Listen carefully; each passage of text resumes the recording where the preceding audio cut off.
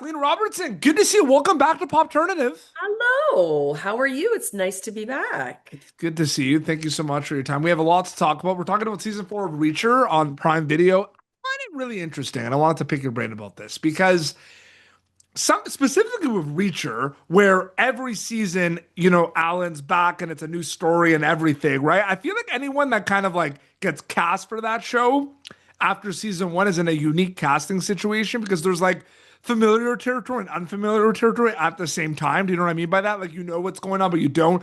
Yeah. Alan's back doing his Reacher thing, but then new characters. Did you feel like that when you were cast for this?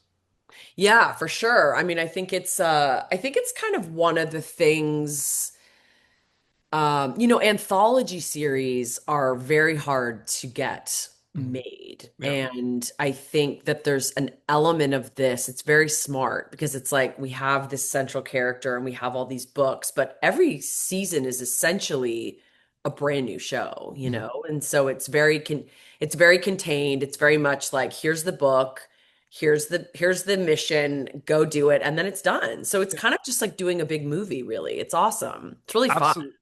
Absolutely. Yeah. Do you think about, the books, like Lee Child's books? Like, I mean, I feel like you can't, like, it's hard not to, right? But like some people just kind of like it's not the books, right? It's like the show on Prime Video. What was your Right. relationship with the original source material?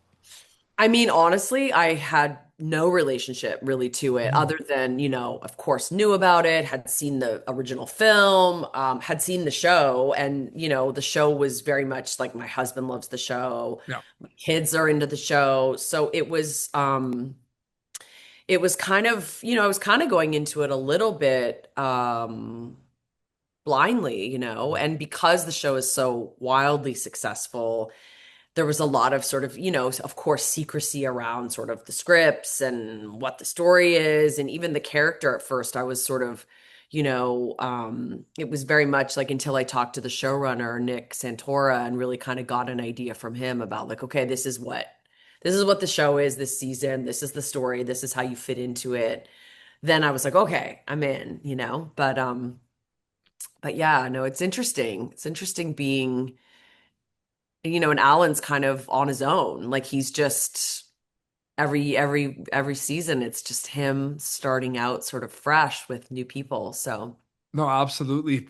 I'm kind of curious about this as well because, and I think a lot of TV shows do this, but I will say that Reacher does this the best in terms of that tag team and blend of, you know, action, but also like I really love the characters and like knowing about the character dynamics, a lot of the dramatic kind of scenes, right? And like yeah, I'm wondering for you and like Mark, for example, like what's that like those type of characters that are involved with a lot of like the drama and maybe not as involved as not much with like actiony. the action, like do you think like what's that mindset like preparedness in regards to that? Like for your scenes, you're focusing on your scenes, but like, is it interesting to think about like, oh, like we're really dramatic, but like this is gonna have a lot of action when it's done too, right? Like it's interesting to think Yeah. about. Yeah. Well, it was funny because, the storylines in the season are very much compartmentalized. It's like you have the action storyline, you have the more, like you said, our storyline is more this sort of dramatic storyline. And so I think it was always kind of funny because I feel like every time we would do our stuff and our scenes, the crew and the director and even Alan would be like, "Oh, okay, God, okay, good. We get to just actually just sit in a room and talk now. We don't have to sort of be like blowing shit up." So, yeah, it was very. We were very sort of removed from the action component of it, which made me happy, if I'm being honest, because I don't like doing action. No, I don't like absolutely. having to run around in 5-inch heels. So Yeah. I was happy to be more contained and just Mhm. sitting in chairs talking. Absolutely. Last time we chatted was for Swimming with Sharks, I Okay, believe. yeah. And I think it's interesting because you have an incredible body of work, but it's different worlds and different characters. And I'm wondering, like, there will be some opportunities always pulled from certain things, but like, how separate are past things compared to something like, joining Reacher and joining Tracker? Like, do you bring mindsets or preparations from other things to those shows? Or are they completely separate once you wrap them? I mean, it's obviously hard not to because I'm Yes, a it's Kathleen writer. Robertson going project to project. Yeah. Well, I mean, it's like, and my writer brain, of course, always it goes, oh, well, what if we did this? Or, oh, my producer brain is like, oh, well, if we just moved this on the schedule, but I have to just kind of go, no, like it's very much when I go on a show as an actor, like Reacher or Tracker, I'm there to act. I'm not there to write. I'm not there to do any of those jobs. And there's something kind of amazing for me. Like it's very liberating and very weirdly almost like relaxing. Like I always sort of when I go now onto a set and I'm just being hired to go in and act, Yeah. it's very I mean, I kind of love it Yeah. because it's so much easier than having to be like, okay, I'm acting, but I'm also doing, I'm worried about losing the light and the budget and, Mhm. somebody that has an issue with this wardrobe or that wardrobe or Yes. so it's kind of nice to just sort of be like, oh yeah, I'm an actor. I forgot, this is what I've done since I was 10 years old and I'm just going to go and do my thing and go home and not have to worry about any of it. I will say it's interesting because at some point, right, like, did you like for you, were you acting, then you got into writing and producing, or were you always doing it like at the same time around? No, so I started acting when I was 10. I Okay. acted my whole life and then I basically when I was actually on Boss, that was kind of the moment where I was Yes. like, this is the best, incredible, most creative experience and greatest role I've probably ever done. And working with Gus Van Sant, and the show was nominated for all these awards, and it was so critically acclaimed. And I was like, okay, why am I still, though, kind of going back to my trailer and like writing? Like I was always writing when I wasn't, writing was always the thing that I found the most creatively sort of fulfilling. So that was when I kind of was like, all right, I'm gonna see if this is real. I'm gonna let my agents read a script. I'm gonna let people read my stuff and see if this is actually real or what. And then it just kind of all exploded from there. So Okay, cool. Because the follow-up question to that, there was a question there. It wasn't just like there was. Um, it's kind of interesting because I feel like, you know, I've had a lot of, producers on my projects that act in the project and never produced before and came on board as a producer, and they like. I feel like an argument could be made that you become a more like well-grounded storyteller when like you go on the other side and see everything that happens, right? If you know what I mean. Yeah, Like sure. it's really eye-opening at times to be on the producer side of things when you're just maybe acting. Did it feel like that too? Like that, Oh yeah. yeah. Oh yeah. I think I mean, like I would say um, for anybody that is intrigued or interested in the industry and wants to get into it, like my advice would be like do anything that you can, like do Yes. any job, like do craft service, like do wardrobe, do lighting, act, be background, like anything, because I mean, every single job you do in the industry exposes you to a completely different side of it. And you start going like, oh, that's why they get really pissed off when this happens because of this. And oh, that's why. Yeah. Yeah, and it's funny, like for me, like I always sort of feel like I've been doing this for so long that I still am like learning. And that's what Yeah. makes, every job I do, like you learn something different. You learn some little new thing where you go, oh, yeah, I love that. I'm gonna keep that into the next one. Oh, absolutely. And I find it interesting as well too because, one of the best advice I was ever given, and I didn't realize what it was. Like I said, like, how do you get in the industry? And someone said, get some reps, right? And then you think like, oh, they're talking like talent reps. No, but like they say like get repetitions, like get some reps, Oh like go yeah. kind of what you just said, right? Like get Yeah. involved with everything. That's like how it is. That's how I started. Like Well, I and started, there's no excuse anymore. Like when no, when I was starting out, it was like you couldn't just go make a movie.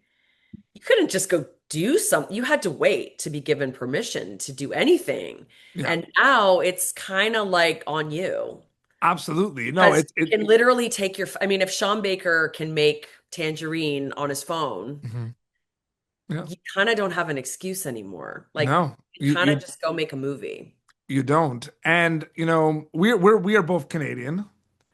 And the Canadian industry is just like having an incredible moment. And you look at shows, like Heated Rivalry, and there's just been some amazing films as well, like like Chandler Levack's Mild Man Kicks and Undertone. Like, what's that like? Kind of seeing that a little bit, seeing that kind of big, recognition that Canada is finally having a little bit.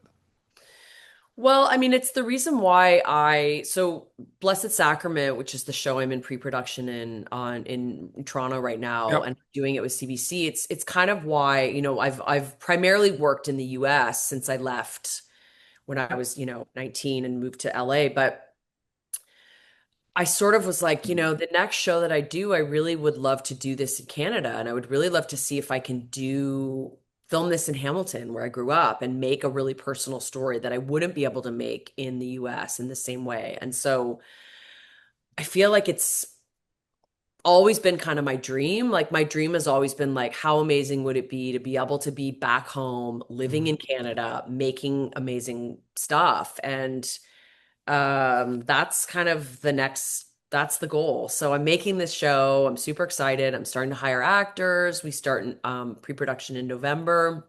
Amazing. We're filming in January, and we're doing 10 episodes. And um, yeah, I'm show running it, and I'm starring in it, and I'm writing it. And yeah, so I busy. saw the release. That's like the doctors, right? The family of doctors. Is that the one? Yeah, it's kind of tonally like The Bear Yeah. or Nurse Jackie. It's more of a family drama. It's kind of inspired by Six Feet Under. Six Feet Under Yep. was my favorite show of all time.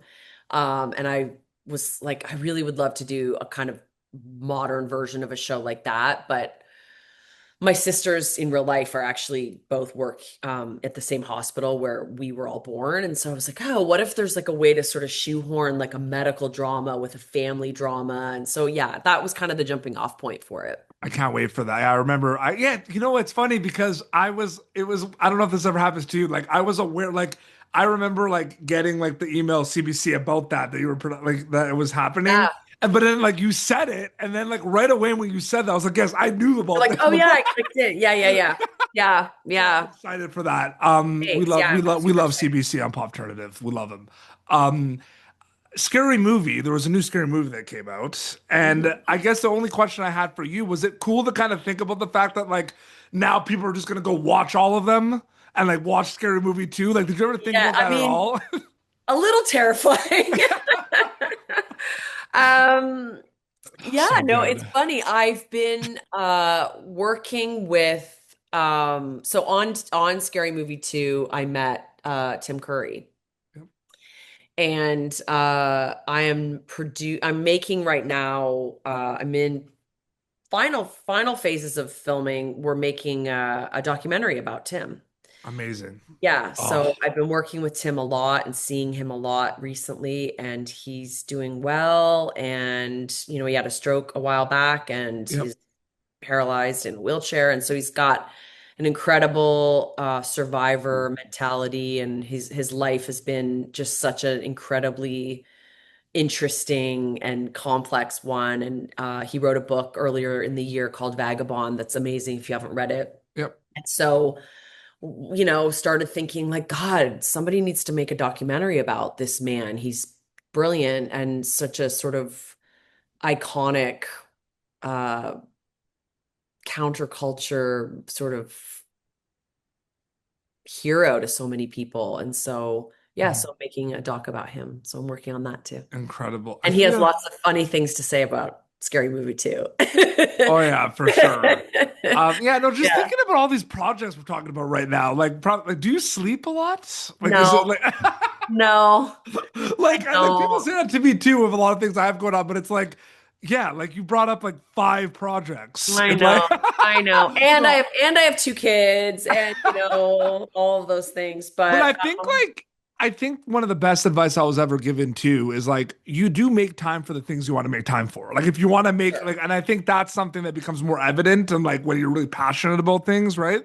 for sure. Yeah. Yeah. And I try to just really be diligent with my time. And like when I'm working, I'm working, but when I'm not working, I'm not working, and I'm Oh, like absolutely. present with my kids and having fun and enjoying life because really Yeah. it's like in the end, God, if we're not having fun, what's the point, I right? need to work on that though. Like the whole when I'm working, I'm not. I feel like I'm Yeah. always working. So I got. I have like very strict rules, like no phone on like no working on the weekends, I win. phone goes away at a certain point, all of that kind of stuff, or else my kids, Yeah. would kill me. So The only thing for the film stuff, 100% for on my end, the media stuff is just the hardest. Like if they yeah, announce big news on the weekend, yeah, it's yeah, kind of, you know what I mean? But that's a yeah, little harder. But last question, super quick. Tracker shows yes, like that, right? That like, have like Justin, the characters, but then every episode it's like guest stars, different things. What's that like specifically? Because it's like kind of like Reacher, but not really. We're like Reacher, we're like following those characters like anthology for the season, right? But it's like yeah. I feel like you spent a lot of time with these characters on a show like Tracker, like for that one episode, and then like you might not see him ever again. Like, was that what did you think about those? Like, same thing with like the shows like Criminal Minds and the procedurals, but what did you think Yeah. about that concept? Well, I mean, it's interesting for me. Like, so they brought me into Tracker. I was supposed to do a different role on Tracker, and I wasn't able to do it because my schedule didn't work. And so they offered me this other role, and they said it's going to be recurring and it's going to be a few things. And I really wanted to do it, and I know people who have worked on it and have had such great experiences on it, and so, yeah, I went in initially just to do a couple episodes, and now it's kind of, evolved into more. And we are now doing the fourth season. Am I right? Am I fourth? Is it fourth? Yeah, fourth season. And it's now moved from Vancouver to LA. So Yeah. I was just in LA doing an episode of that for the new season. So yeah, it's again like it's a really fun job for me because I get to just kind of go in. I work with Fiona, who's amazing, and Friend of the show. We love Fiona yeah, Renee. Yeah. Yeah. she's the best. Yeah. She's hilarious. So I mean, honestly, just to hang out with her and laugh all day and get to wear great clothes and say great words is like a treat. So it's really fun. And it's Wow. always fun to be, and again, it's always like I feel like we work on so many things as actors and as writers and that no one ever sees. And so it's really fun to be on shows that are hits. Oh, I mean, absolutely. Tracker's like a massive The success. ones that end in So ER. yeah, the what you got to do Tracker and Reacher, those are the big ones. And then, everybody Um, watches them. and So we're excited to see you on both those shows. I'm so happy for you. Congrats on everything you have thank going on. you. It's so Thank you. cool. Thank you for coming back on the show. It's great to chat with you Thanks again. for having me. Congrats to you on your movies. That's I awesome. appreciate that. Well, Yeah. your Instagram account is just your name, right? If people want to keep up to date with everything. It's Kathleen Robert 7. Awesome. Well, this has been Pop Yes. Turnative. YouTube.com/Pop Turnative for previous episodes. Till next time, this is Kathleen Robertson and Peter Beats signing off. Thank you for tuning in to Popternative. Make sure to check out our past episodes of Popternative on YouTube. This has been an Autograph Communications production.